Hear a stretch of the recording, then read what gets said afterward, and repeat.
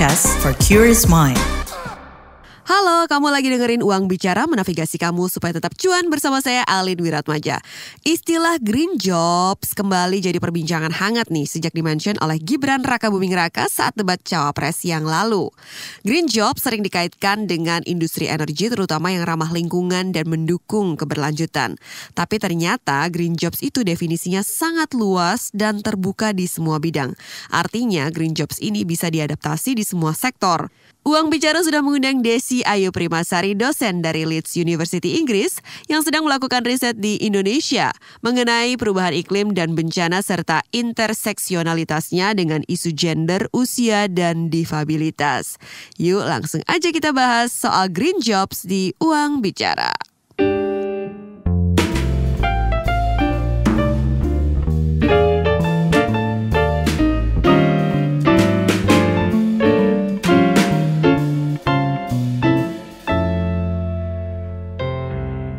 Halo Mbak Desi, apa kabar? Halo, kabar baik. Iya. Pagi banget. Pagi banget di sana ya. So sorry, thank you so much waktunya. Mungkin boleh perkenalan dulu untuk teman-teman semua terkait dengan Mbak Desi yang saat ini sedang berkarir menjadi seorang dosen di University of Leeds. Halo teman-teman, saya Desi. Saya dosen di Universitas Leeds di Inggris. Saya banyak melakukan penelitian tentang perubahan iklim. Salah satu proyek yang pertama di Indonesia itu adalah Generate Gender, Generation and Climate Change. Kita melihat interseksionalis isu gender dan usia terhadap perubahan iklim di Indonesia, di mana kita fokus di 4 lokasi, yaitu Jakarta, Banjarmasin, Lombok, dan juga Yogyakarta. Dan sekarang saya sedang aktif juga memimpin penelitian judulnya Kayuh Baimba, yaitu Co-Designing Disability Inclusive Disaster Preparedness Toolkit di Banjarmasin ya. Dua-duanya itu didanai, yang pertama didanai oleh UK Research and Innovation, yang kedua didanai Economic Social Research Council Inggris gitu. Itu sih, di luar itu yang ngajar. Baik, Dr. Desi boleh dijelasin mengenai green jobs ini sebenarnya apa sih dan ini bagaimana bisa shape our future? Tadi saya buka di definisi resmi gitu ya, yang saya lihat di Sustainable Development UN.org gitu. Mereka ada report di sini mendefinisikan misalnya green job itu meliputi pekerjaan di agriculture, manufacturing, research and development, administratif dan service activities yang berkontribusi secara substansial untuk mengembalikan kualitas lingkungan misalnya. Kalau kita buka website ILO, International Labour Organization gitu. Di situ dia mendefinisikan green job sebagai pekerjaan yang berkontribusi dan preserve atau mengembalikan kondisi lingkungan gitu. Baik itu di traditional sektor, manufaktur, konstruksi, dan emerging green sector kayak renewable energy atau efisiensi energi ya. Nah, sebenarnya saya pengen bahas dulu nih definisi yang ada di 2 website ini gitu. Yang pertama itu isunya sangat kelas, ada kelas sosial di sana gitu. Dan ini banyak saya temukan ketika kita berbicara tentang perubahan iklim gitu, sangat kelas sosial. Kenapa? Ini tuh hanya melihat orang-orang yang bekerja di sektor ini gitu, tanpa kemudian sangat sedikit atau bahkan mungkin tidak menyinggung sektor informal di mana banyak orang-orang itu actually doing green job without even you call it green jobs gitu. Hal paling simpel misalnya itu pemulung ya. Kontribusi mereka itu sangat besar loh. Saya itu kan etnografer ya. Etnografer itu peneliti yang datang ke lapangan dan mereka mencoba mix dengan objek daerah penelitiannya gitu. Saya itu suka jalan misalnya sama pemulung gitu. Saya tanya gitu, apa sih Pak bedanya misalnya antara zaman dulu sama zaman sekarang, 20 tahun lalu sama sekarang. Mereka bilang bedanya itu ya sampah. Produksi sampah kalau dulu itu mungkin satu rumah itu cuma satu kresek kecil gitu. Kalau sekarang itu satu rumah itu bisa sampai 4-5 kresek per minggu misalnya gitu. Itu dari segi sampah. Yang kedua, menurut saya kita itu seringkali look down ya ke orang-orang seperti ini gitu. Ketika berbicara sampah gitu, oh biarin aja, dibuang aja. Ide pilah-pilih pun kemudian kan kalau kita lihat iklannya ya di TV-TV itu kan suka udah bersih juga emang ya buat iklan gitu kan ya. Tanpa sebenarnya mengajarkan ke orang-orang sampahnya itu bersihin dulu loh. Misalnya kita punya botol bekas sirup misalnya kan agak kotor ya, atau kaleng susu kental manis lah yang paling susah dibersihin kan. Sebelum dibuang ya bersihin dulu dalamnya gitu untuk memudahkan kerja pemulung gitu. Dan kemudian benar-benar dipisah dong gitu. Biar tidak bikin susah pemulung. Misalnya mereka itu pekerjaannya sangat beresiko loh. Bayangkan mereka nggak punya special gloves atau apa gitu. Kadang kepegang pecahan gelas dan lain sebagainya. Nah, empati itu yang menurut saya perlu dibangun dulu sebelum kita membahas lebih jauh tentang green job sendiri gitu.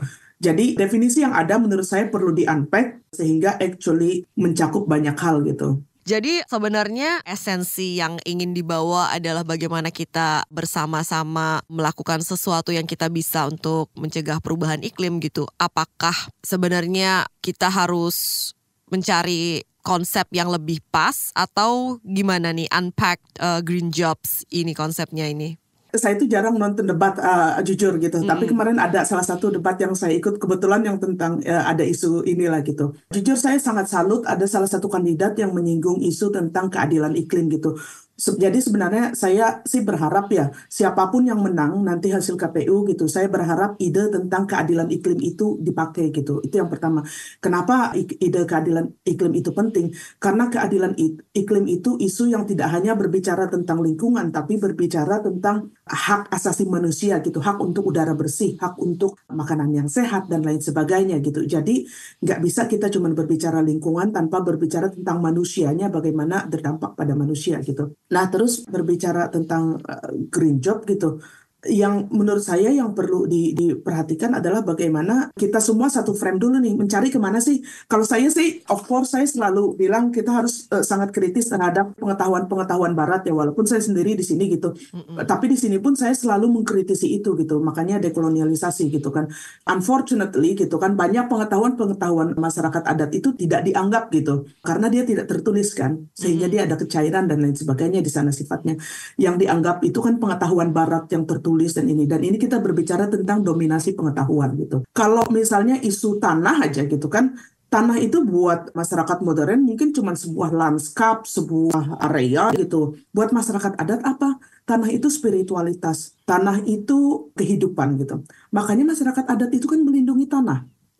Misalnya nggak dirusak, nggak diapa gitu, karena itu kehidupan mereka gitu. Jadi saya itu kerjanya dengan berbagai komunitas lokal di Indonesia, kawan-kawan di Pabel di lapangan gitu kan, kelompok informal, kelompok rentan, orang-orang yang hidup di tepi pantai gitu dan lain sebagainya gitu. Ibu pekerja rumah tangga yang menganggap pekerjaan mereka itu as nothing gitu, kayak mereka tuh cuma mensupport suami gitu kan. Saya tuh kadang miris dengarnya gitu, karena itu kan pekerjaan yang sangat penting. Suaminya nggak mungkin bisa bekerja di luar tanpa istrinya melakukan semua pekerjaan di dalam rumah gitu. She is the one who make things possible for her husband to achieve gitu kan. Tapi kemudian, oh iya saya cuma pekerja rumah tangga, nggak pakai cuman. It's a big things Yes. gitu. Without you, laki lu nggak bisa ngapa-ngapain. Siapa yang mau jaga anak gitu. Yes. Jadi yang unik itu kalau saya bikin workshop di beberapa lokasi di Indonesia, saya minta peserta laki-laki dan perempuan itu menulis apa yang mereka lakukan dari bangun tidur sampai tidur lagi gitu. Selalu hasilnya adalah daftarnya perempuan tuh jauh lebih panjang dibanding daftarnya laki-laki gitu. Terus saya selalu tanya, mau nggak ditukar role-nya gitu? Yang cowok kerjain pekerjaan perempuan, yang perempuan kerjain kerjaan laki-laki. Perempuan selalu mau di-swap, yang cowok selalu jawabannya enggak. Iya, it's not easy to be woman. Itu. Like, Jadi male ya comes itu. with a lot of privilege since Exactly. the day they Exactly. were born. Exactly. Iya. Iya. Termasuk tentang isu green job tadi gitu, bahwa kita harus lihat privilege kita gitu. Kita bisa bilang green jobs, which green job gitu. Makanya kemarin saya sebenarnya agak lucu ketika mencontohnya itu misalnya di Perancis atau di mana di negara barat. Buat saya agak kolonial ya gitu. Let's look inside gitu.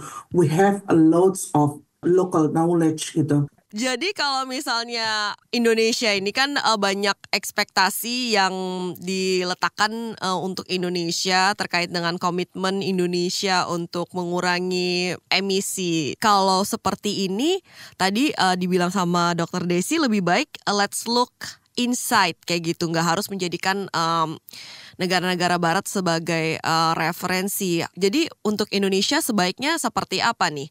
Apakah memang kita harus ikut tren green jobs ini, bahwa pasar tenaga kerja di Indonesia perlu menyediakan green jobs, atau just kayak gini aja tapi mungkin kita bisa tadi lebih bawa spirit keadilan iklim aja gitu? Gimana sebaiknya nih? Ya, buat saya memang isu keadilan iklim itu menjadi penting banget gitu. Again, tadi kan green job, jangan-jangan nanti tambang batu bara ngakunya green job gitu kan. Saya pun kemudian kan banyak termasuk mengkritisi misalnya isu mobil listrik gitu. Kalau pakai mobil listrik tapi sumber energinya batu bara, so it is not really green. And at the same time, baterainya dari mana gitu? Apakah baterainya hasil dari kolonialisme atas komunitas tertentu atau masyarakat tertentu gitu. Hak pekerjanya gimana gitu. Misalnya dari tambang yang buat baterainya gitu dan lain sebagainya. Buat saya yang pertama kita harus kritis. Yang kedua, isu untuk menjaga lingkungan itu harusnya nggak usah dilabelin lagi, tapi sudah menjadi kewajiban dan itu harusnya sudah melekat di diri kita gitu. Makanya tadi kenapa saya mereverse ke masyarakat adat gitu, karena di masyarakat adat tuh mereka nggak perlu bilang saya mengkonservasi lingkungan, saya melakukan green job dan lain sebagainya, tapi mereka sudah mempraktikkan itu gitu. Kenapa alamnya nggak dirusak? Ya karena that's their life gitu. Kalau tanah saya rusak, berarti kehidupan kami mati, spiritualitas kami mati gitu. Jadi itu harus menjadi tanggung jawab bersama gitu, bahwa ya semua itu harus melakukan perbaikan. Tapi hal yang paling banyak kita lupa menurut saya adalah, apalagi kalau kita banyak privilege ya, untuk berefleksi dan mengkritisi diri sendiri gitu. What have I done? Ketika misalnya kita selalu berbicara tentang sampah plastik, paling enak itu kan mencari dosa bareng-bareng gitu. Dari isu botol plastik gitu, botol plastik karena banyak yang make gitu kan ya. Padahal misalnya produksi karbon dari jet pribadi itu jauh lebih besar gitu kan. Dan yang privilege itu bisa make berapa kali misalnya dalam seminggu gitu. Tapi kan kalau kita melakukan itu dosanya nggak bisa dibagi nih.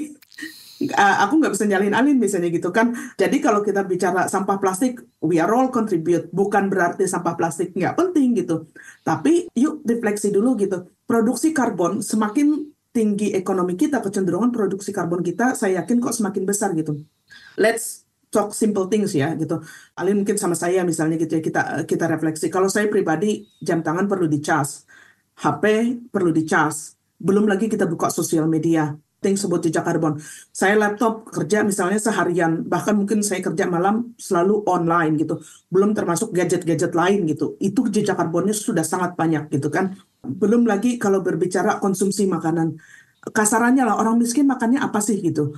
Paling berapa banyak kalau kita banding sama yang lebih tajir misalnya yang pakai starter, main course, dessert. Konsumsinya itu banyak. Belum berbicara packaging, sampah packaging makanan gitu kan. So we produce a lot of carbon. Dosa kita itu banyak loh gitu. Jadi jangan cuma nunjukin dosa lu banyak gitu terhadap lingkungan. Let's fix you, but I don't really want to reflect about my own sins gitu. Makanya menarik juga kemarin ada yang namanya menyerukan tobat terhadap lingkungan. Saya lupa lah karena saya rada-rada skip kan beberapa sesi itu. Tapi menurut saya penting. Jadi siapapun pemenangnya, saya sangat berharap isu keadilan iklim itu benar-benar diangkat. Sebenarnya saya lumayan shock kemarin ada yang nyebut itu. Saya, wow, hebat juga dia tahu gitu, hebat juga dia peduli gitu. So I think itu perlu semakin diramaikan lah, isu keadilan iklim itu. Itu dia dosen dari University of Leeds, Inggris, Desi Ayu Primasari yang udah jelasin apa itu green jobs. Masih ada banyak obrolan menarik lain di bagian selanjutnya. So jangan kemana-mana, tetap di Uang Bicara. Aduh, hari ini gue bakal capek banget deh. Masuk pagi buta, full sampai sore. Ditambah harus kerja kelompok. Pusing banget. Lama-lama nih ya, kalau kata orang-orang sekarang tuh, mental health gue terganggu. Masih pagi woi, udah ngomel-ngomel aja. Nih biar lo gak overthinking apalagi jadi self-diagnose, coba deh lo dengerin podcast Disko. Apa? Ke Disko? Disko, diskusi psikologi. Itu podcast woi, podcast. Menghadapi kenyataan dunia emang gak mudah. Tapi jangan sampai kesehatan mentalmu terganggu apalagi sampai self-diagnose. Cus dengerin Disko, diskusi psikologi, persembahan Into the Light Indonesia dan KBR. Disko membahas beragam topik seputar kesehatan mental langsung dari pakarnya. Disko, diskusi psikologi, hapus stigma, peduli sesama, sayangi jiwa. Simak di kbrprime.id dan platform mendengarkan podcast lainnya. KBR Prime, podcast for curious mind.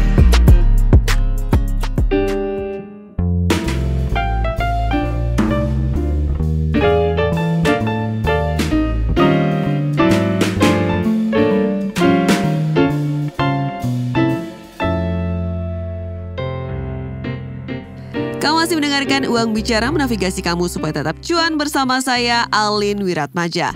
Di episode kali ini kita lagi ngobrolin green jobs bareng dosen dari University of Leeds, Inggris, Desi Ayu Primasari. Kita lanjut lagi yuk. Terkait dengan iklim seperti itu, kita kan akan mengalami pergantian kepemimpinan sudah. Jadi apa yang perlu dilakukan oleh pemerintah seperti itu untuk memang dampaknya nanti akan influential sampai ke beberapa tahun ke depan seperti itu untuk Indonesia sendiri? Kalau dalam isu ya, buat saya itu yang utama adalah memberi yang pertama adalah memberi ruang kepada akademisi. Kenapa sih itu menjadi penting gitu? Karena sangat minim di Indonesia gitu. Hal yang paling penting isu perubahan iklim gitu. Kalau saya ke lapangan ya gitu, atau paling simpel saya ketemu mama saya masih tinggal di Sungai Katingan tuh. Mah, perubahan iklim itu apa? Again, ini bahasa asing kan. Perubahan iklim itu kan translatean dari climate change gitu. Mama saya itu pasti bengong, apaan sih gitu. Tapi kalau saya tanya mama saya, mah banjir gimana? Oh itu bisa jadi satu paper sendiri gitu. Kenapa itu menjadi penting? Bahasa kita, let's give opportunity ke akademisi kita untuk berinteraksi dengan pengetahuan gitu. Biarkan mengkritisi dan lain sebagainya. Ruang ini harus diberikan kepada akademisi di Indonesia untuk mengeksplor, untuk berkolaborasi, untuk kearifan-kearifan lokal gitu. Yang kedua, ada hal yang menarik sebenarnya kalau kita berbicara climate change. Makanya ini menjadi isu yang sangat selalu kayak ada pergeseran gitu. Climate change kita berbicara tentang reduce ya, tadi kita udah bahas gitu. Tapi ini agak kontras dengan ide tentang economic growth. Economic growth itu kan mendorong konsumsi. Konsumsinya harus dinaikin. Sementara itu untuk ide economic growth, sementara kalau idenya climate change, everything must be reduced. Mungkin Alin ngerasa sendiri tuh, misalnya ketika saya sih ngerasa ya karena kecilnya sangat terbatas lah fasilitas dan lain sebagainya gitu. Ya tadi saya berbicara sampah dari yang cuma satu plastik, kemudian sekarang misalnya berplastik-plastik gitu. Jadi the higher your economic status, kemudian kecenderungan sampah kita itu semakin sampah dan jejak karbon kita itu makin tinggi gitu. Obsesi semua negara adalah menaikkan economic growth-nya. Of course, gitu kan, which means you increase your consumption. Nah, idenya climate change again, kita harus reduce. Kontradiktif banget ya. Nah itu. Kalau di Indonesia sendiri berarti seperti apa desainnya untuk misalnya kita bisa lebih mengakselerasi proses membumikan atau melokalisasi isu-isu perubahan iklim ini supaya memang semua orang merasa iya ini memang mempengaruhi hidup saya dan saya akan ambil bagian seperti itu. Iya, yang pertama tadi saya udah nyebut tentang akademisi ya. Yang kedua itu media. Media itu perannya sangat penting. Jadi saya selalu bilang di berbagai forum, we need to work with media gitu karena bahasa media itu kan lebih nyampe ke masyarakat di lapangan gitu. Tapi akademisi harus bantu dengan penelitiannya tadi yang mempedulikan itu gitu. Nah, negara bagaimana gitu?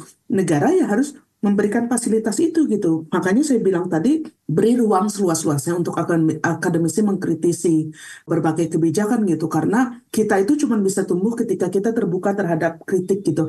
Itu yang pertama. Yang kedua, media harus benar-benar kerja bareng gitu. Tapi kemudian pun kedua ini nggak bisa menghidupkan isu itu kalau pemerintah sendiri tidak fokus terhadap isu itu gitu.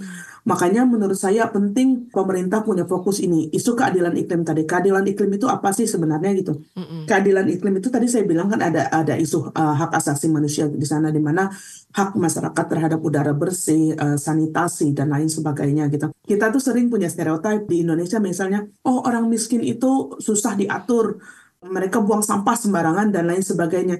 Gimana mereka nggak buang sampah sembarangan kalau lu nggak fasilitasin gitu. Ketika kita mampu misalnya kita punya tuh yang tukang ambilin sampah di wilayah kita gitu. Sementara masyarakat yang kurang mampu nggak ada tuh fasilitas itu atau sangat minim. Terus mereka mau buang kemana gitu. Kalau ini nggak difasilitasin gitu, negara itu harusnya hadir gitu. Ya itu kayak masalah sampah, saya sering ke daerah-daerah kumuh misalnya di Indonesia gitu. Nggak ada tong sampah, nggak ada. Kalaupun ada misalnya petugas kebersihannya jarang masuk misalnya gitu kan. Atau mengoleksi gitu. Jadi yang nggak difasilitasin. Jadi menurut saya itu sangat penting untuk memfasilitasi itu gitu. Di beberapa komunitas yang kita kerja bareng, misalnya mereka sudah mulai bagus kok untuk berpikir tentang bikin ekoenzim dan lain sebagainya gitu. Jadi gimana sebenarnya negara bisa memfasilitasi negara dan pemerintah lokal ya, itu sangat penting. Dan di sana penting untuk berpikir tentang teman-teman difabel misalnya gitu. Kita itu hidup di able world gitu, semuanya berdasarkan standar orang-orang yang secara physical dan mentally able gitu. Sehingga kadang kita nggak mikir bagaimana sih untuk rumah biar mengakomodir mereka gitu. Atau tadi berbicara green job, menurut saya green job itu nggak lengkap kok kalau kamu tidak berbicara tentang inklusivitas gitu. Ya, inklusivitas itu apa gitu? Ya berbicara tentang teman-teman difabilitas yang sering terdiskriminasi hanya karena kantornya nggak ramah difabel, tangganya banyak gitu, sehingga nggak bisa ngerekrut teman-teman yang pakai kursi roda ataupun yang pakai tongkat dan atau teman-teman yang blind gitu kan. Dokumennya tidak dibikin ramah terhadap teman-teman yang blind gitu dan lain sebagainya gitu. Jadi ya itu, kita harus benar-benar let's start to look around us, lihat sekitar gitu, terus mikir ini perlu ada perubahan nggak sih? Jangan sampai kita green sebagai masyarakat kelas menengah dan atas, tapi mengkorbankan orang-orang di bawah gitu. Jangan sampai kebijakan kita itu bikin korban di bawah gitu. Padahal kan yang paling rentan itu, berbicara perubahan iklim, masyarakat paling rentan itu adalah mereka yang termarginalkan gitu. Kenapa saya bilang biasanya orang-orang miskin? Kenapa? Kalau banjir, paling simpel banjir gitu ya. Yang tajir bisa bikin rumahnya tinggi atau memodifikasi rumahnya karena punya kapital untuk itu. Yang miskin nggak punya akses itu. Kalaupun mampu ya ninggiin dikit, tapi rumahnya tuh kalau bahasa banjir tuh jabuk, ya kan, rumahnya itu rotten, rusak macam-macam gitu gara-gara banjir gitu kan. Jadi itu aja, kita percaya perubahan iklim itu berdampak ke semua orang, tapi dampaknya nggak merata. I see. To sum up our discussion today, berarti yang poin-poin yang saya tangkap adalah keadilan, inklusivitas, dan kita harus reflektif juga. Dan kembali lagi, lihat akar kita seperti itu. Sebenarnya it's been with us all this time kayak gitu. Boleh kasih closing statement untuk menutup perbincangan kita pada hari ini, Dr. Desi? Yang utama sih tadi itu yang refleksi ya, teman-teman, kita harus refleksi. Isu perubahan iklim itu kayak saya bilang itu tidak berdampak merata gitu. Jadi yuk lihat privilege kita. Kadang kita tuh lupa bahwa kita itu hidup dengan lots of privilege gitu, sehingga kita menggunakan satu standar baku gitu, bahwa semua orang harus begini gitu. Yuk coba misalnya kalau teman-teman punya waktu, cobalah sesekali lupakan semua gelar dan lain sebagainya. Cobalah datang misalnya ke TPS, ke bawah lah, ke masyarakat-masyarakat yang terdampak paling parah perubahan iklim, tapi suaranya sering tidak dianggap ada gitu. Coba datang ke sana gitu, duduk. Kita ke lapangan dulu lah, ayolah lihat dulu, alami sendiri, then you can talk about something, then you can tell the word, dan gunakan bagaimana dengan privilege kita itu, kita harus menggunakan semaksimal mungkin untuk mengkomunikasikan kepentingan masyarakat yang termarginalkan gitu. Jangan sampai dengan privilege kita semakin menjatuhkan mereka. Yuk idenya adalah dengan privilege kita sebisa mungkin kita mengangkat teman-teman yang sering terdampak, kelompok-kelompok marginal lah gitu. Itu tadi dosen di University of Leeds, Inggris, Desi Ayu Primasari yang udah jelasin soal pentingnya mengadaptasi konsep green job supaya ada keberlanjutan, baik di manusia maupun di lingkungan. Nah, kalau kamu punya kritik, saran, dan ide keren seputar keuangan dan ekonomi yang perlu banget kita bahas di sini di podcast Uang Bicara, langsung aja kirim email ke podcast@kbrprime.id dengan subjek Uang Bicara. Saya Alin Wiratmaja pamit, jangan lupa dengerin terus Uang Bicara, menavigasi kamu supaya tetap cuan setiap Kamis di KBR Prime, Spotify, Apple Podcast, dan platform mendengarkan podcast lainnya. Bye-bye.